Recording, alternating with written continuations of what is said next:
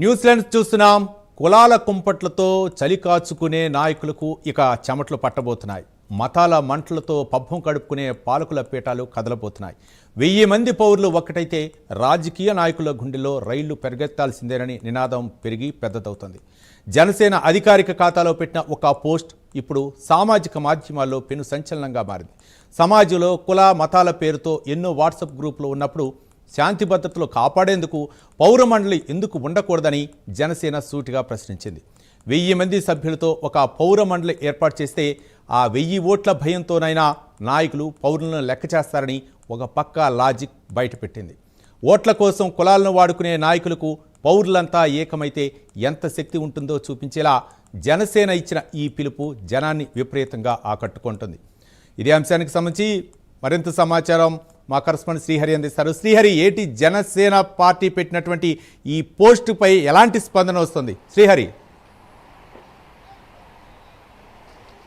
రవి, ఏదైతే జనసేన పెట్టిన పోస్ట్ ఏదైతే ఉందో దానికి సంబంధించి పెద్ద ఎత్తున సిటిజన్ కౌన్సిల్ కాన్సెప్ట్ అనే ఏదైతే పోస్ట్ ఉందో ఇది పెద్ద ఎత్తున ఇప్పుడు తీవ్రంగా రాజకీయాల్లో ఒక చర్చనీయాంశంగా మారింది. అయితే రాష్ట్ర ప్రభుత్వం అంటే రాష్ట్రంలో గతంలో ఎన్నో ప్రభుత్వాలు వచ్చాయి పోయాయి. అయితే ఏ ప్రభుత్వం వచ్చినా కూడా పెద్ద ఎత్తున అంటే సమస్యలు ఏవైతే ఉన్నాయో వీటన్నిటిపైన కూడా గళం ఎత్తే విషయంలో యువత అంతా కూడా కుల మతాలకు ప్రాంత వర్గ భేదాలకు అతీతంగా ఉండాలి అని చెప్పని ఒక పక్క జనసేనాని పిలుపునిస్తుంది. ఈ నేపథ్యంలోనే ఏదైతే ప్రస్తుతం ఏదైతే ఇచ్చిన సోషల్ మీడియాలో పెట్టిన పోస్ట్ ఏదైతే ఉందో ప్రస్తుతం అది వైరల్గా మారింది.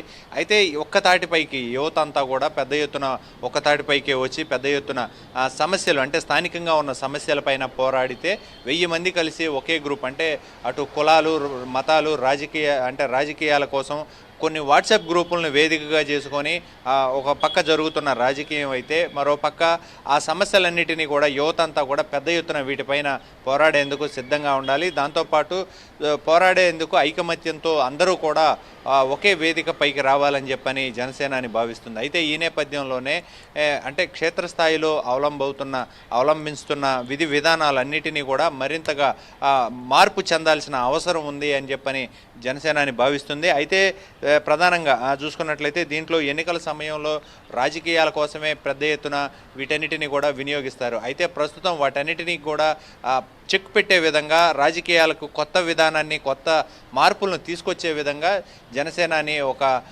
ఏదైతే ఉందో ఒక కొత్త మలుపుని తీసుకురావాలని చెప్పని భావిస్తుంది. ఈ నేపథ్యంలోనే ఏదైతే ఈ సోషల్ మీడియాలో ట్రెండ్ అవుతున్న పోస్ట్ ఏదైతే ఉందో అది మొత్తం కూడా ఆ యువతను మొత్తం కూడా ఒక తాటి మీదకి తీసుకొచ్చి పెద్ద ఎత్తున బలోపేతానికి ఒక కృషి చేయాలని చెప్పని అయితే భావిస్తున్నట్లుగా మనకి అర్థమవుతుంది. రవి.